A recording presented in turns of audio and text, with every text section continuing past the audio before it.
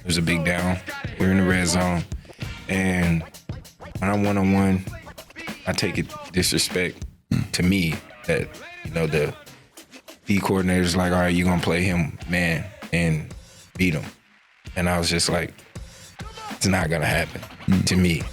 And I just ran a fade route, did exactly what I did in practice, and God took care of the rest.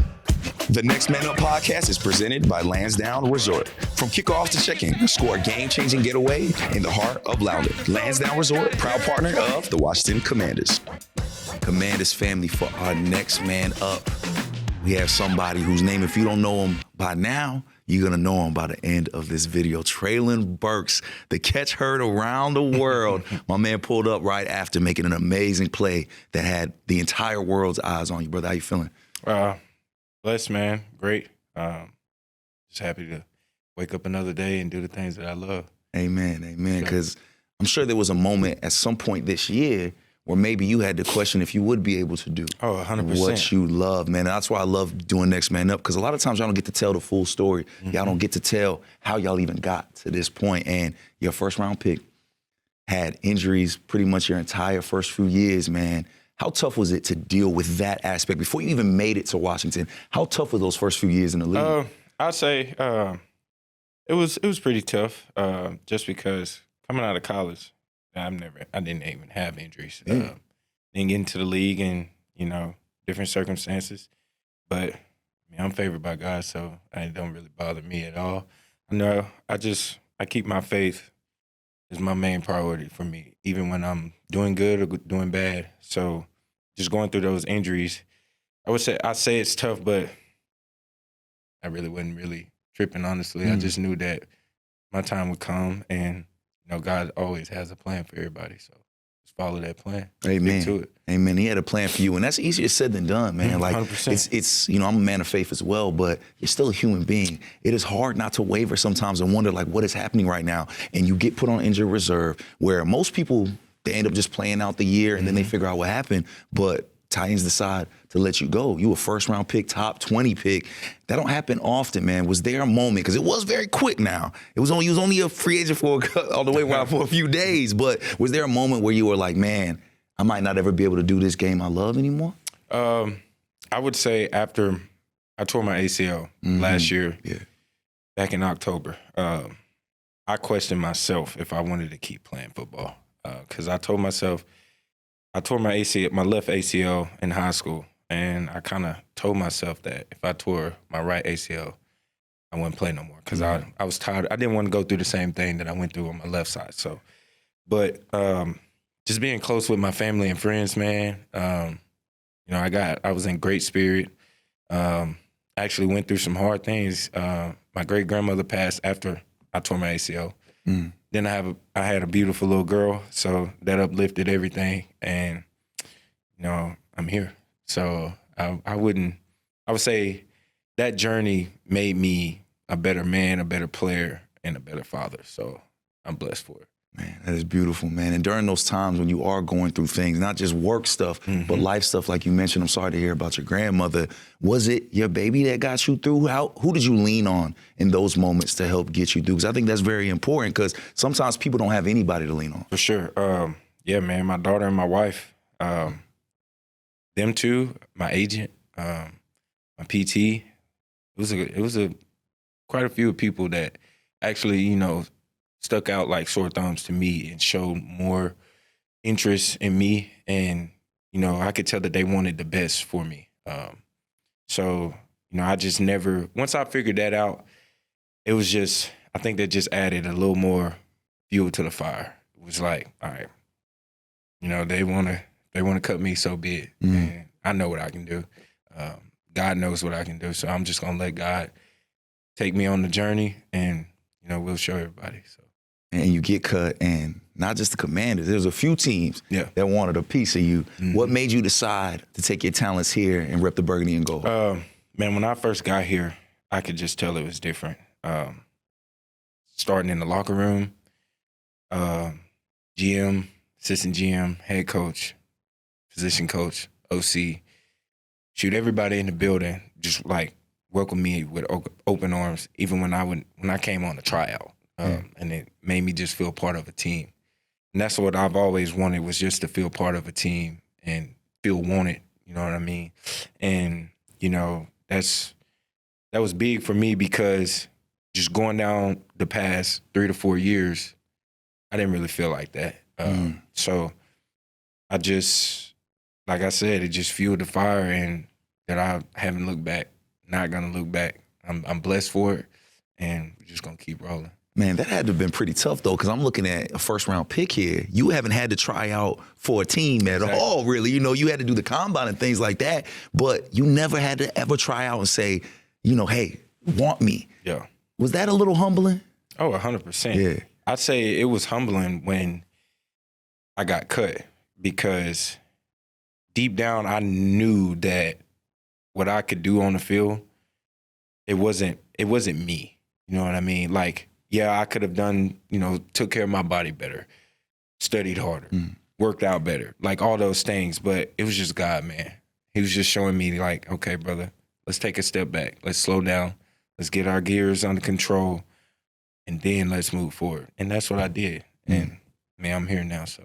And when you have a change like that, it's not easy, right? You went about a month on our practice squad. How did you keep yourself right and ready during that time? Because, again, this is unfamiliar territory for you. Not only if you never had to try out, you never really had to touch a practice squad for real. What was that like? How did you keep yourself ready? I mean, I took it personal. I just took it as, like, I'm going against the number 1 defense every day. And I'm like, if I can go out here and be who I am against these guys, I can play. Like, ain't nothing stop me, because those are the same guys that are playing on Sunday. So why can't I be out there on the offense and do it to another defense? And that's just how I took it. And, I mean, it's football at the end of the day. It's just how you go about your business, as in listening to the outside noise or the inside noise. And I don't listen to the outside noise. I listen to the people that I'm with every day, and my Lord and Savior. So, you know, that's how I get down. You mentioned that outside noise. Whenever a first-round pick comes into the building, people are going to pay attention. People are going to notice and be watching. Then they're hearing you making plays at practice. But everybody was noticing when you made that one-hand catch. Let's get right into it. I don't want to bury the lead anymore. Bro, just walk us through what happened there. I'm sure you've had to talk about this catch endlessly, man. I'm sure at this point you're probably sick of it. Hopefully this is the last time you have to describe it. If you are sick of it, man, talk to us about that play, man. 'Cause I'll tell you, there was so much magic around it. I would just say, man, it was just going and making a play for the team. It was a big down. We were in the red zone. And when I'm one-on-one, I take it disrespect to me that, you know, the D coordinator's like, all right, you're going to play him, man, and beat him. And I was just like, it's not going to happen to me. And I just ran a fade route, did exactly what I did in practice. And, you know, God took care of the rest. Honestly, I didn't know I caught it until I felt my finger. Because, I mean, I just broke my finger 2-3 weeks ago. I mean, it's still swollen right now. 100%. But I felt it. Like, I just felt the ball just stick. And I don't know, God took care of the rest. When does a moment like that hit you, right? Because it's not in the game. You know, your adrenaline's still going. You're trying to win the game.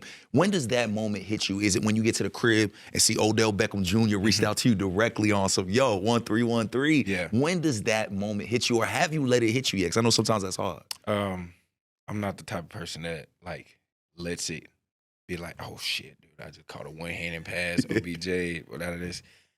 That's not me, because I'm the type, shit, I want to do it next week. Yeah. I want to do it the next week. Yeah. I want to keep on doing it and being consistent just because of what I've been through. Like, I'm not going to, great catch, but that's not, like, I make those plays in practice. Like, that's what I do. And like I said, it was just a way that I wanted to contribute to the team and be a team player. There's a poeticness to it, because I had read somewhere, I'm not sure if this is true, but that when you tore your ACL, it was off of a one-hand catch at practice, right? Is that true? So you're talking about that. So I didn't. This was non-contact when I tore my ACL. Oh, wow. But what you're talking about is actually we had a joint practice in Minnesota when I tore another injury, but I did catch a one-hand pass and tore my meniscus. But yeah, that's crazy how life works out, man. And you're here, man, and I gotta imagine a play like that builds confidence for yourself, for sure. But also seeing the way Jaden, the way everybody on the sideline was just so happy for you, man. How dope is it to be a part of a brotherhood like this? Man, it's you don't come by it easy, and I don't take it for granted either because that's how I grew up. I was raised by my great grandparents, and it was like a brotherly family. We were all right there, and that's what it feels like here. And I'm just blessed to be here. And Treylon, we love that you're getting it done on the field, but our partners at Lansdowne Resort like to know that you're taking downtime as well. And somebody like you who has been through so many injuries his whole career, how do you spend your downtime, whether that's recovering, whether that's just getting right with your mental, or maybe it's just playing with your baby girl, man? How do you spend your downtime? You said it right, the last one. I make sure I spend at least 2 or 3 hours here after practice and recover, make sure that my body's feeling good. And then when I go home, I leave football here, I'm going to my baby girl. And we play all night long till she's about to go to bed. And that's my joy right there. Just seeing her when I walk through the door, call my name, runs up to me, and she's already going to grab a ball, grab one of her cars or something, ready to play. And so, I find joy in that because, we live in a life that, sometimes we forget the things that really matter just because we get caught up in football. And I take pride in giving back to her because, she's so young and vulnerable. And, I just want to make sure that she knows that she got a dad that's there with her 100%. That's a blessing, man. It's great to have those things outside of football that drive you. Last question for you, brother. We are headed to Minnesota, the first of a back-to-back. How ready are you to show that you got a lot more in you than just a one-hand catch when you take on the Vikings? For sure. And just tune in on Sunday is all I can say. We're all going to go out there and play Commander football. It's honestly not about me or that catch. It's about being a great teammate and winning football games, and that's what we're going to do. Spoken like a true Commander, Treylon, man. It's a pleasure to meet you, brother. Thank you for taking the time to pull up on us. I'm sure you've been a very busy man this week, brother. We appreciate you. Commanders family, our next man up, Treylon Burks, Mr. One-Hand Catch himself, has a lot more to do in the Burgundy Gold. We appreciate you, brother. Appreciate you. Commanders family, we hope you have been enjoying Next Man Up. But before we go any further, we have to pay some bills. Now, Events DC is a proud partner of the Washington Commanders. Events DC is the premier host of meetings, entertainment, sporting, and cultural events in the nation's capital.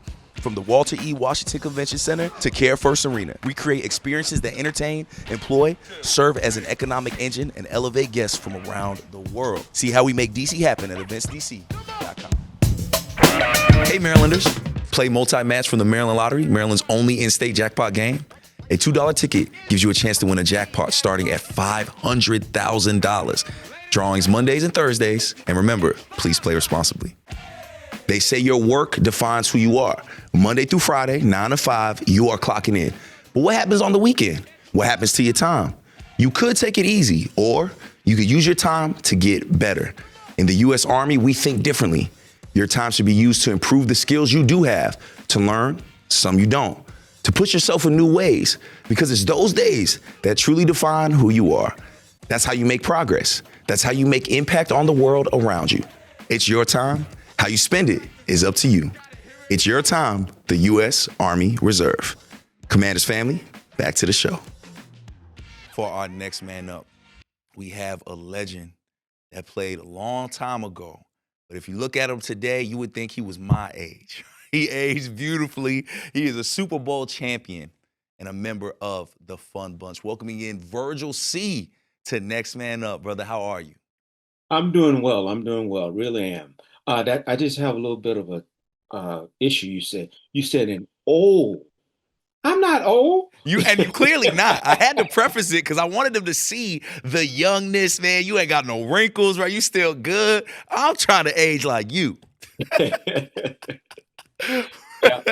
I'm doing okay. I'm doing okay. That's great, Virgil. No, thank you so much for taking the time when we met just this past game, as soon as I met you, you giving me game. You let me know, hey, you got to do things like this. So I appreciate you taking the time because so many times my generation and generations after me don't get to hear from people like you. So we appreciate it so much. Let's start from the very, very beginning.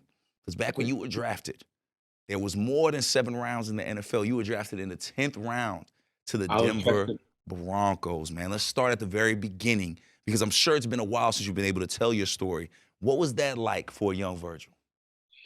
Well, it was a little different, like you said back then. I believe there were 12 rounds. I got drafted in the 10th, and I was actually sitting in my dorm, not in the room, but in the hallway, and I got a phone call in our hallway dorm, and I had to go from the lobby back up to the hallway to receive the phone call from uh, Red Miller that I Mm. got drafted. That was probably pretty much normal for most people. So are they like, do they call you and say call back? Are they waiting on the line for you to make this trek to the phone?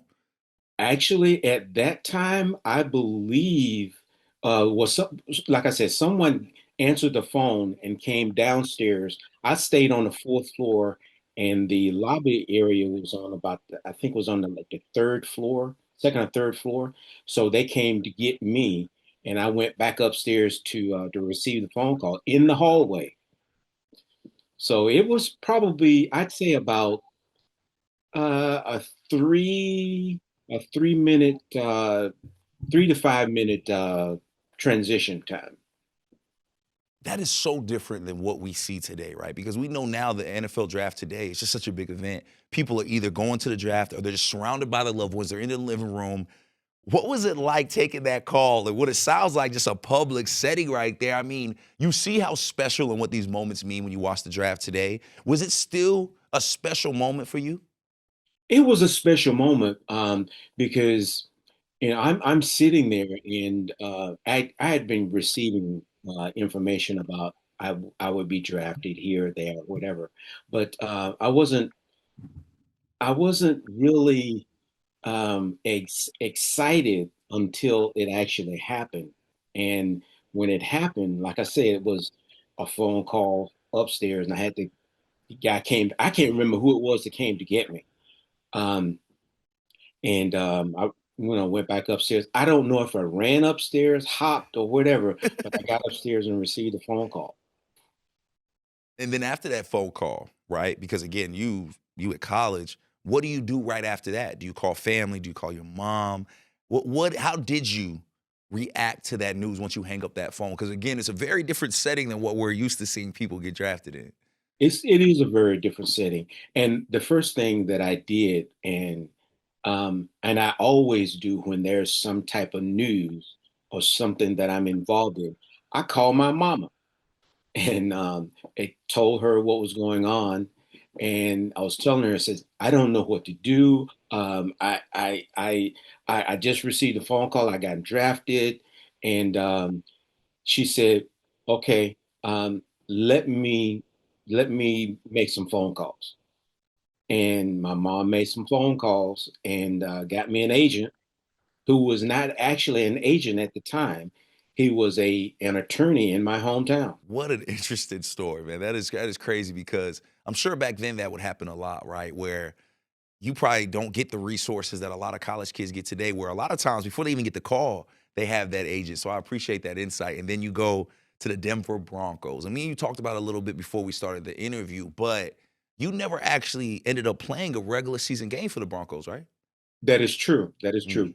Mm. I got drafted, like I said, 10th round, and we're up to training camp. I was a receiver and return specialist. I returned punts, kicks, whatever they had to do with getting the ball to me. I would do, except center, of course. Um, but I love kickoff. Excuse me, I like kickoff. I love punt return. Absolutely love punt returns. And I like receiver. Um, But yeah, you give me a punt return, and yeah, it could be nasty for the other team. Clear the way. Because, of course, after I think what, year two is when you ended up winning that Super Bowl? Was that year three for you? It was actually year two because we had started out, unfortunately, we started out 0-5 with Washington. And then we ended up on a run where we won eight of our next 11 games and ended up 8-8. And then the following year, we went on and won the Super Bowl.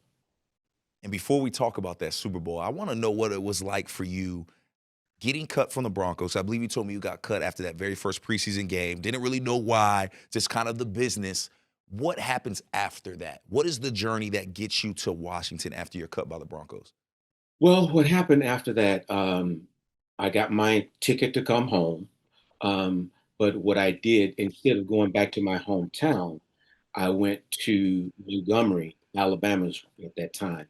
And it was closer to Troy, so if I needed to get there and go work out, I could. Um, I just stayed in shape, running and doing all the things that I could to so that if I had another opportunity, I would be ready for it. I don't know if that would have happened if I had gone back to my hometown. Who knows? But the route that I took was the best at that time, I felt, and it proved to be the right choice. So when you get that call from Washington, they just end up reaching out to you. Like, how do you end up in Washington? Well, what happened? I that year, I had gotten a phone call to come and do a workout. I think it was the Saints, the Jets, and Washington. And the Jets only wanted me as either a punt returner or a receiver, and the same thing with New Orleans. So, but Washington was going to allow me to do both. My agent and I said, that's probably the best option. So we chose to go to Washington, and it proved to be the right choice. Was there a world during that time when you're trying to keep yourself ready at Troy, you're training? Was there a time when you thought that maybe your NFL career was over? Like, was there ever a time when you had doubt or wondered, like, man, what am I doing here? Is this going to work out?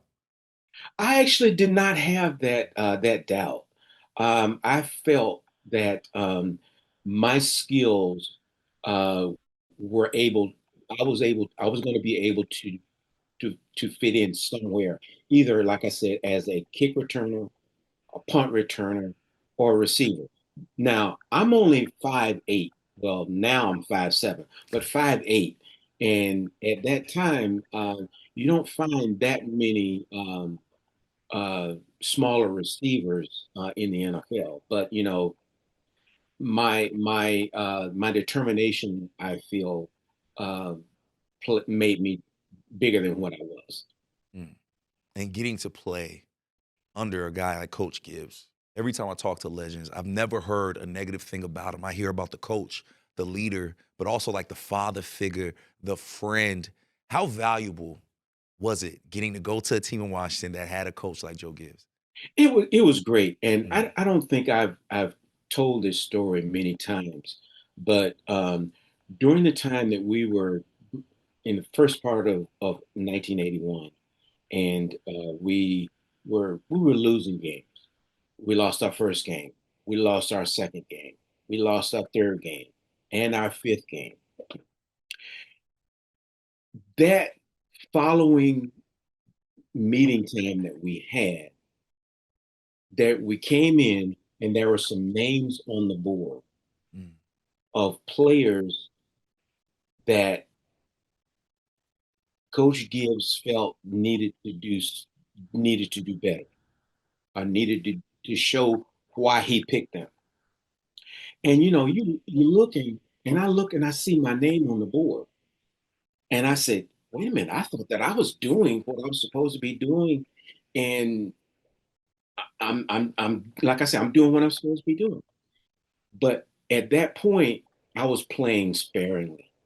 Um, so I I focused a little bit more, started working a little bit harder, and ended up playing a bit more, and got a chance to start the last part of the season.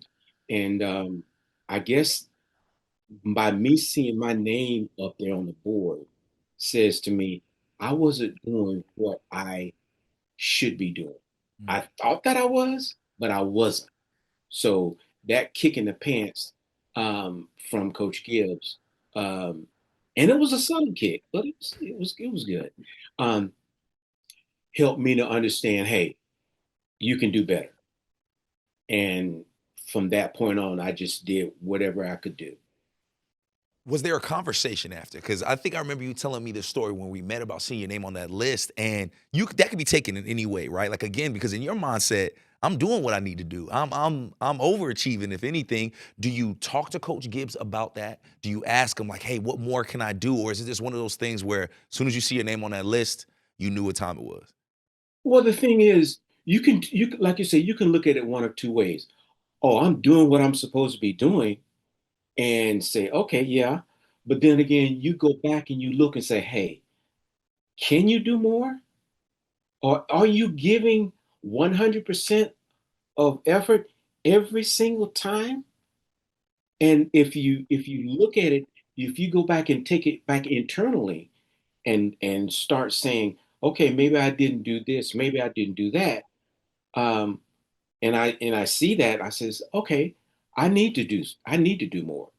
I need to do better. But again, you get somewhat other person that says, I'm doing all I can. I ain't doing no more. Well, you get what you get. So I took it upon myself to do what I could. And like I said, started playing better, started studying more, and able to make the club again. Well, not make the club again, but able to play more and become a starter um, that last part of the season. There's a humbleness to that, right? When you're in that moment where you see your name on that list, because like you painted it perfectly. It could go multitude of ways. It could make guys mad and say they don't want to do this no more, right? But you decided to stick with it. And Yes. then you come through the next year, Super Bowl. So you get these 2 years where one, you got to start off really rough, 0-5. And then you get that note saying, hey, I need to step up. Did you ever shake that feeling that you needed to do more, though? Because I feel like when something like that happens so early in your career, it's easy to have that mindset and that chip almost for the rest of your life. Did you ever have a moment, especially in that 2-year span when you're headed to the Super Bowl, that you felt like, I'm doing enough? I always want to do better. I strive to perfection, but I know I will never be perfect. But I want to at least do what I can. I want to learn as much as I can. I want to talk to players like Art Monk and learn the things that he knows and he can share. Quiet person, but you got to get into him and talk to him and learn some things. Also, talking with some of the defensive backs at that time, Joe Lavender, um, learn some things from him. Joe Lavender was taller than I was, of course, which most everyone is, but you have to learn. You have to learn. You learn from your coaches, but you also get a different learning curve when you're getting something from the players because it you they feel what you feel, they see what you see, and they've been where you've been. Not saying that the coaches haven't, but it's right then and there, and they're giving you what you could do or what you should do, or this is what I do, and this is how I approach how to get there. And it wasn't just art that you had at your disposal. I mean, you had a utility belt of players you got to play with. So much so, y'all were called the Fun Bunch, which I think is one of the best names that a group in the NFL has. Man, how valuable was it to have that brotherhood? Because you mentioned learning from players. Wow, you got to play with some of the best ever. How valuable was that brotherhood you had with the Fun Bunch? That was actually great. I mean, it kind of started back the year that Joe Gibbs' first year, when players kind of joke with each other and call people names and this, that, and the other. Um, and tell you another story where part of it came from. I don't know if you remember the name Terry Metcalf. Well, Terry Metcalf and I would always call each other short this and short that. And true enough, he was taller than I am. And one day he called me a Smurf. I said, Smurf, what is that? He said, you don't know what that is? He says, go home and on Saturday morning, you turn the television on and you'll see these little blue people and you'll see what I'm talking about. I went home and I did that. I came back and I gave him his props. He said, okay, that's a good one. That's a good one. You got me on that one. So that kind of stuck with me because I became Papa Smurf since I was the first Smurf. And then Alvin and Charlie Brown were the other Smurfs. So we learning from Charlie. Charlie got the long arms, came from South Carolina State, and he does the he can catch the ball as well. Then you got Alvin, who is the shorter of the Smurfs, but he did some thing on the field as well. And then you got Art, of course, and then Rick, because Rick was a he's a guy that gets things going, and once it gets going, it just takes off from there. And Otis Wansley was also part of the fun bunch, but yeah, we all poke fun at each other to keep each other um, ready to play, and we did a good job of that. And we kind of came up with this. I don't want to call it a dance.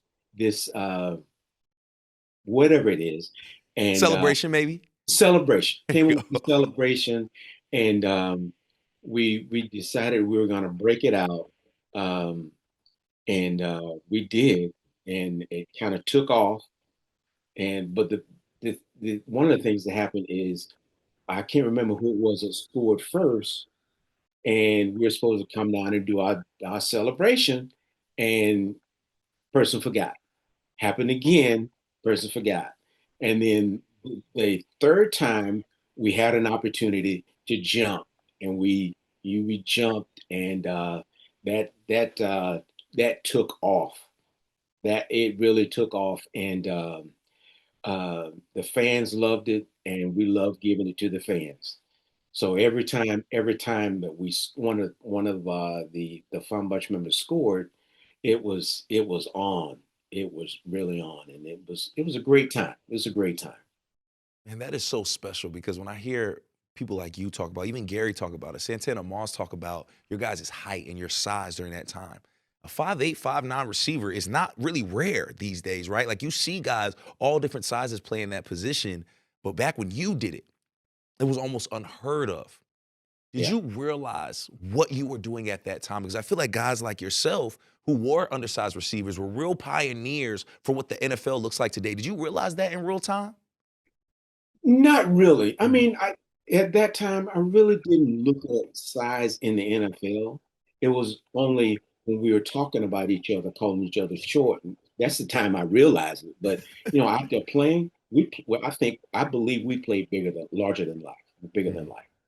Um, Again, we were 5'7", 5'8", 175, 180 pounds, and we're not big, but we could play big. And as long as I mean, Joe Gibbs gave us the the um, the the techniques and everything to use, and we used it, and we practiced what we used, and it was great. Nowadays I don't know if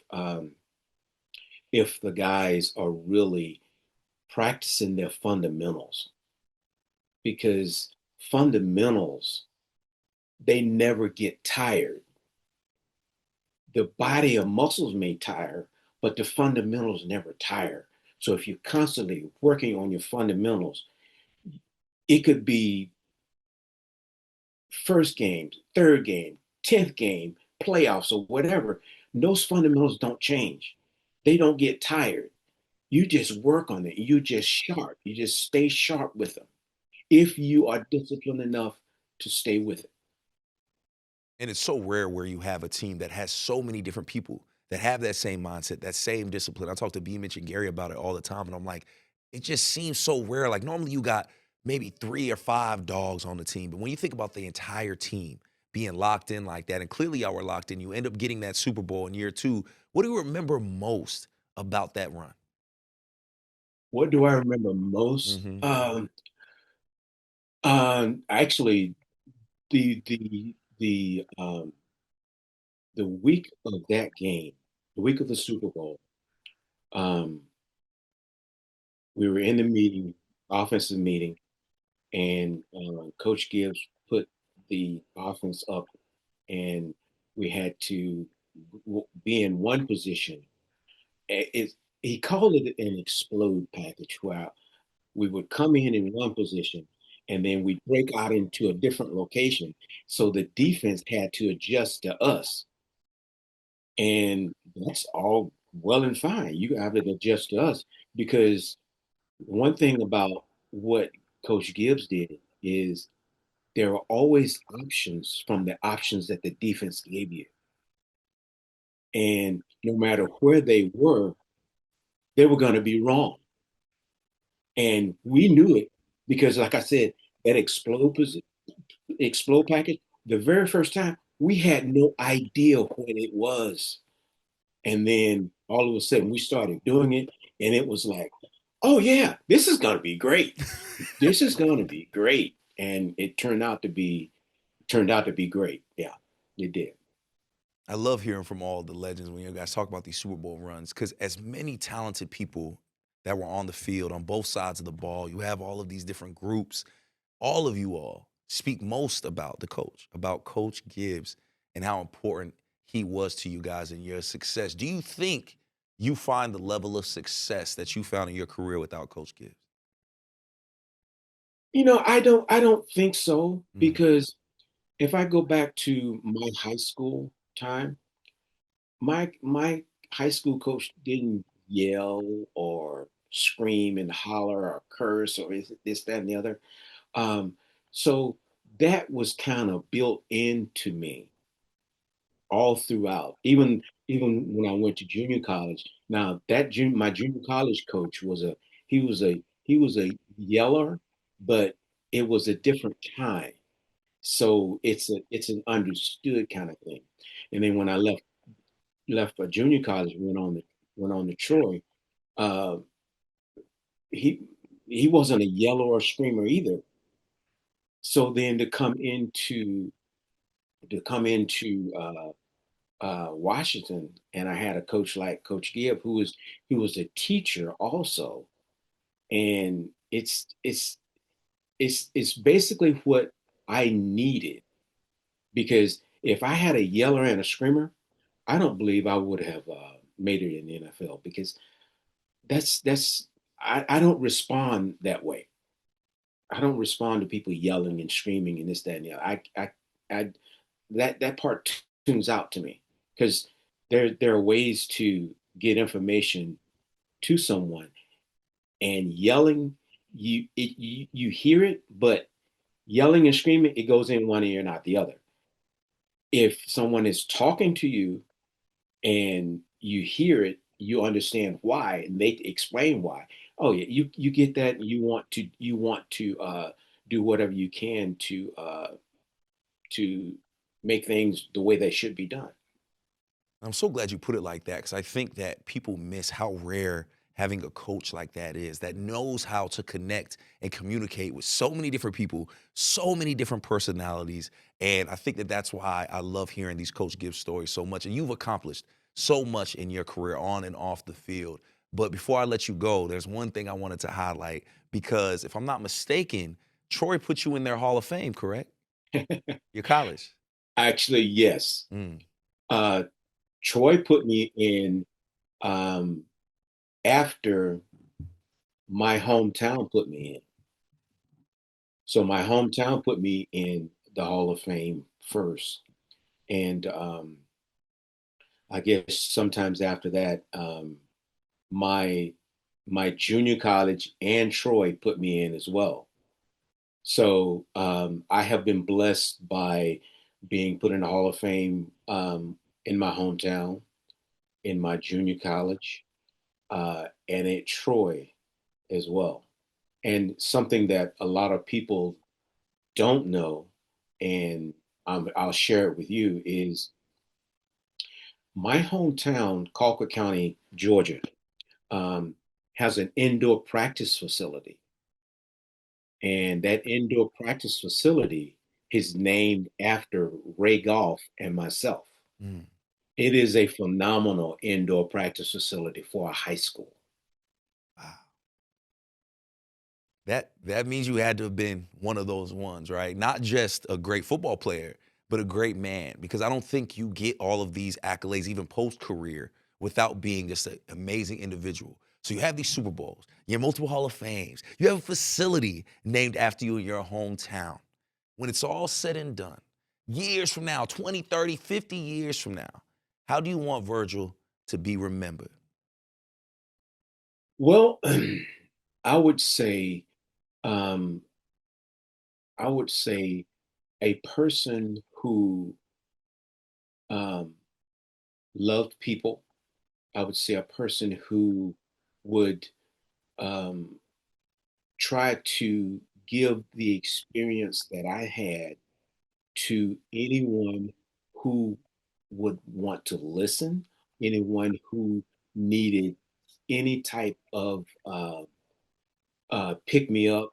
I share my height. My height is 5, whatever, and I'll say, hey, if I can do it, you can do it.